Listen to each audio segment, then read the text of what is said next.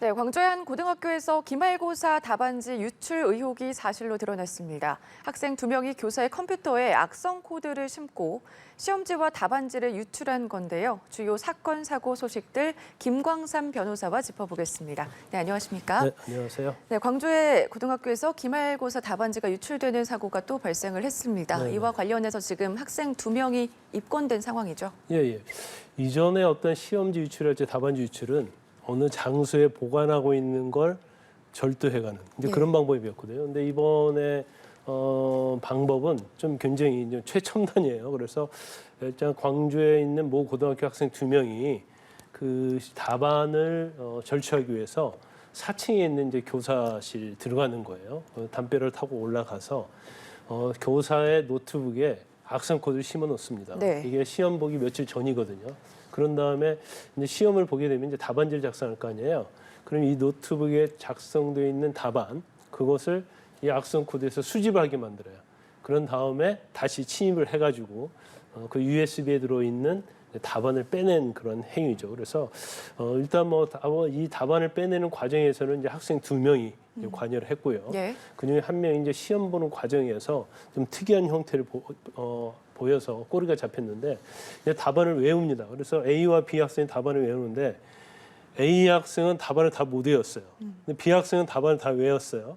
답안을 다 외워가지고 그대로 쓴 거죠. 근데 A 학생은 답안을 못 외우고 그걸 쪽지에 적어가지고 시험지의 한 귀퉁이다가 답안을 적어놨어요. 네. 그런 다음에 시험 본 다음에 그 부분을 찢어서 휴지통에 버린 거죠.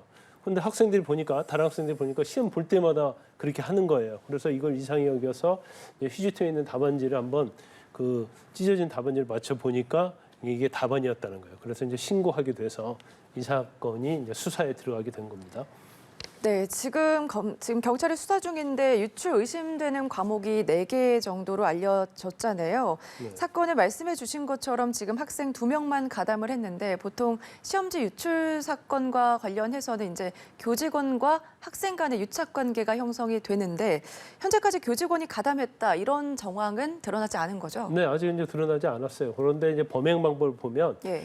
교직원과 담합해서 답안을 유출한 것 같진 않아요. 왜냐하면 만 유출을 하려고 하면 뭐 교직원이 중간에 개입을 한다랄지 아니면 교직원이 뭐 USB를 심을 수 있는 그런 상황이거든요. 네. 컴퓨터에 접근할 수 있는 상황이었는데 아마 이 학생들이 결국은 뭐 배관을 타고 올라가서 선생님이 사용하던 노트북에 침입을 한 걸 보면 아마 그런 건 같지 않다 봅니다. 그리고 시험지와 답안은 이 학교에서 이제 금고에다 보관하고 있다고 그래요. 그래서 네. 금고를 열려고 하면 2명이 와서 열어야만 열 수 있게 돼 있다고 하니까 이제 아직 경찰이 수사 중이긴 한데 아직까지는 뭐 교무부장이랄지 아니면 학교 직원과 공모했다는 그런 증거는 나타나고 있지 않다 이렇게 말씀드릴 수 있을 것 같아요. 네, 그런데 문제가 이 학교는 지금 이런 일이 처음 일어난 건 아니잖아요. 네네. 일단 이 학교는 유출 사건이 2018년도에 전 과목의 시험지가 유출된 적이 있어요. 예. 그래서 그 당시에 고3을 상대로 해서 재시험을 치르기도 했거든요. 그리고 이때도 사실 시험지 유출이 행정실장 그리고 이제 학부모 이런 사람들이 공모해가지고 상당히 대단위로 한 거죠.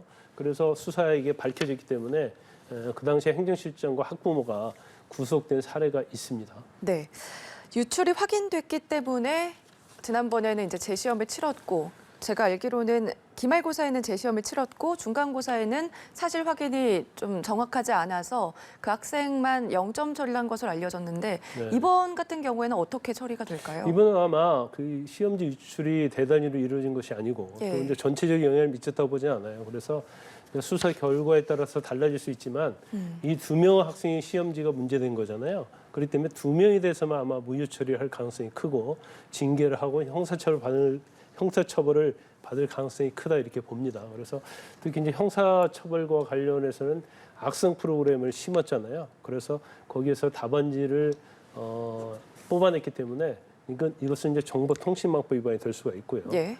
또 저녁에 학교 건물을 침입했기 때문에 불법의 목적으로 그래서 건조물 침입죄 그리고 시험에 관한 업무를 방해했기 때문에 업무 방해 상당히 이제 죄명이 좀 많을 수 있어요.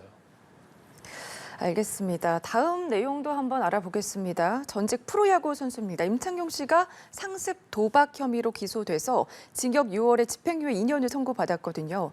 도박 혐의를 인정받았을 때 지금 어느 정도 형량이다 이렇게 볼 수가 있을까요? 물론 상습 도박이고 도박이 전과가 많으면 실형이 선고될 수 있어요. 네. 그래서 우리가 보통 실형이라고 할 때는 뭐 집행유예를 포함하는 경우도 있거든요. 그러니까 뭐 구속된 경우만 실형이냐 아니면 집행유예 선고된 경우도 실형이냐 이렇게 보는데 일반적으로 뭐 집행유예 선고됐을 때도 실형이라는 얘기를 상당히 많이 씁니다. 네. 그래서 이번에 이제 구속되지는 않고 실형을 선고받았어요. 그런데 이 임창용 네. 전 프로 선수가 이전에도 벌금 1,000만 원을 낸 적이 있어요. 해외 원정 도박으로.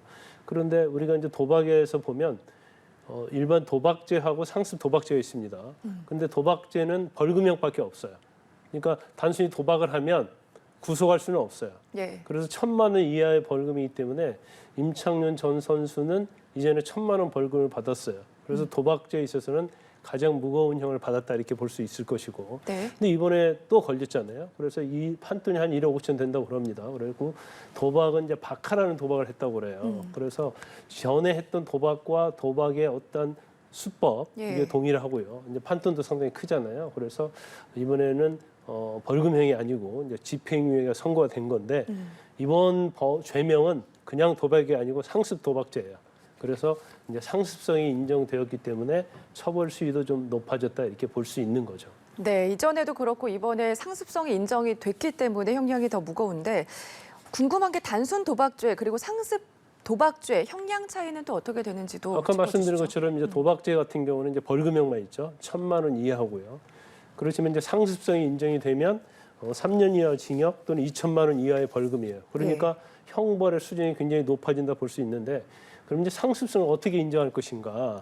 물론 이제 여러 가지 뭐 종합적으로 판단을 합니다. 단순히 전과가 없다 하더라도 판돈이 굉장히 많고 횟수가 많으면 또 상습성을 인정하는 경우가 있어요. 네. 그런데 일반적으로 이제 전과도 있어야 하고요. 그다음에 상습의 횟수, 도박의 횟수, 그 정도 판돈 이런 것을 종합해서 상습성 여부를 결정을 합니다. 지금 상습성과 관련해서 이야기를 좀 해주셨는데 도박을 한 액수에 따라서도 형량 차이가 있나요? 그렇죠. 이제 도박의 금액이 우리가 이제 판돈이라고 하잖아요. 예. 또 뭐 경우에 따라서는 도금이라고 이렇게 얘기를 합니다만은 판돈이 크면 클수록 처벌 수위가 높다고 볼 수 있고 또 판돈이 크면 클수록 사실은 시간이 장시간 도박을 하게 되고 또 횟수가 많아져요. 그렇기 때문에 판돈 자체가 도박에 있어서 처벌하는 데 있어서는 기준점이 될 수 있다 이렇게 봅니다. 네, 알겠습니다. 다음 내용도 한번 넘어가 보겠습니다. 요즘 동기 없이 불특정 대상에게 저지르는 묻지마 범죄가 기승을 부리고 있습니다. 며칠 전에는 차 안에서 자고 있던 남성을 마구 때리는 묻지마 폭행이 벌어지기도 했는데 이 사건부터 좀 짚어주시죠. 오늘 길가에요. 이제 마폭으로 알려져 있는데 예. 술에 취한 남성이 길가에 차를 받쳐놓고 대리기사를 불렀어요. 근데 대리기사가 오는 것까지 기다리고 있는데 갑자기 어떤 술 취한 남성이 문을 열고 마구 폭행을 한 거죠. 그런데 아마 서로 일면식도 없고 아무 상관관계가 없어요. 예. 그래서 이 가해자도 이제 술에 취해서 본인도 원인 모르게 이렇게 폭행을 했지 않았나 싶습니다. 그래서 최근에 이제 우리가 묻지마 폭행이라는 얘기를 많이 하죠. 예. 그래서 묻지마 폭행이라는 것은 사실은 가해자와 피해자가 아무런 상관관계가 없어요. 그러니까 일반적으로 범행에 있어서 상관관계가 있어야죠. 예. 뭐 감정이 있다랄지 아니면 뭐 원한 관계에 의해서 구원이 있다랄지 그러는데 이제 이런 상황이 없고 또 경우에 따라서는 아무런 범행 동기가 없어요.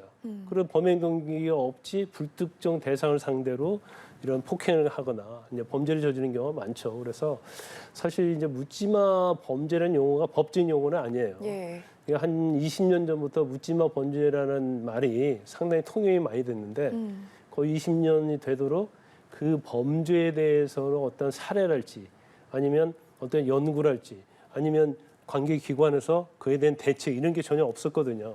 그렇기 때문에 특히 이제 최근에 들어서 묻지마 범죄, 묻지마 폭행이 엄청나게 늘어나고 있는 추세거든요. 제가 보니까 2010년대 초반 중반에는 1년에 한 4건, 5건이었는데 네. 지금 뭐 몇십 건, 뭐 100건 가까이 늘어나고 있단 말이에요. 그래서 이거 자체를 이제 어떻게 할 것인가에 대해서 사실 이제 경찰에서 고민이 많은 걸로 보이고 그래서 아마 TF를 구성해서 대응을 하겠다 이런 취지로 지금 경찰에서 네. 대책을 세우고 있는 걸로 보입니다. 네, 말씀해 주신 대로 이 묻지마 폭행 같은 경우에는 이유가 없잖아요. 그렇기 때문에 피해자가 굉장하게 큰 피해를 받을 수밖에 없는 상황인데 그래서 그런지 중범죄에 해당하는 사건이라고 합니다. 그 이유도 말씀해 주시죠. 일단 대부분의 묻지마 범죄 특성이요. 이제 정신질환자에 의한 경우가 굉장히 많고요. 예. 그다음에 쥐취, 그러니까 술에 취해서 자신의 어떤 이성을 상실한 상태에서 이루어지는 게 굉장히 많아요. 그래서 그 범행 방법도 보면 대부분이 흉기를 가지고 합니다. 네. 근데 결과적으로 본인이 정상적인 상태가 아니라서 흉기를 휘두르다 보면 사실은 피해자의 생명과 신체의 안전에 굉장히 중대한 영향을 미치거든요. 근데 그러다 보니까 범행의 결과는 굉장히 중한 상태로 나타나요. 그래서 뭐 살인이랄지 아니면 중상해, 그러니까 굉장히 일상생활을 할 수 없을 정도로 큰 상해를 입는 거죠. 예. 그래서 지금 묻지마 범죄와 관련돼서 중상해, 중범죄가 한 70% 이상 되거든요. 네. 그러면 이러한 묻지마 범행에 있어서 특히 피해자가 이를 방어할 수 있는 시간적 여유 그런 게 없어요. 그러다 보니까 이 범죄의 피해가 굉장히 크고 결국 중범죄로 이루어질 수밖에 없다 이렇게 봅니다. 네, 중범죄로 이루어질 수밖에 없고 이게 묻지마 폭행 자체가 이유가 없기 때문에 재발 가능성도 굉장히 크더라고요. 네네. 이와 관련해서 처벌 수위는 지금 어떻게 진행이 되나요? 처벌 수위 자체는 사실은 범죄마다 다를 수 있어요. 예. 그러니까 단순한 폭행이냐, 아니면 그 폭행으로 인해서 상해를 입었느냐, 또 상해를 가했는데 상해 정도가 어느 정도냐, 또 경우에 따라 생명을 잃은 경우도 있지 않겠습니까? 그럼 네. 살인이 되는 거죠. 그래서 특히 이제 제일 중요한 것은 이제 살인이랄지 아니면 중상해를 입는 경우가 있거든요. 그런 경우에는 사실 일반적으로 따지면 굉장히 엄벌을 해야 하는 거예요. 그런데 쥐취 운전은 쥐취 범죄 같은 경우에는 당연히 엄벌을 하지만 일반적으로 정신질환자 그러한 상해에 대해서는 정신질환에 의한 거거든요. 예. 그러다 보니까 여러 가지 이제 심신미약이랄지 경우에 따른 형량이 있어서 좀 더 가벼운 측면이 있어요. 그래서 이러한 부분을 어떻게 수사를 하고 그다음에 예를 들어서 형량을 선고받았잖아요. 그러면 교도소를 출소를 하면 그 이후에 관리가 전혀 안 되고 있거든요. 그래서 이러한 부분까지 어떻게 대책을 세우고 관리를 할 것인지 네. 이런 거에 대해서 사실 수사기관, 교정기관 또 어떤 정신질환과 관련된 정부 기관에서 합동해서 굉장히 고민을 많이 하고 대책을 세워야 한다 이렇게 봅니다. 네, 알겠습니다. 오늘 여기까지 들어보겠습니다. 지금까지 김광삼 변호사와 함께했습니다. 고맙습니다.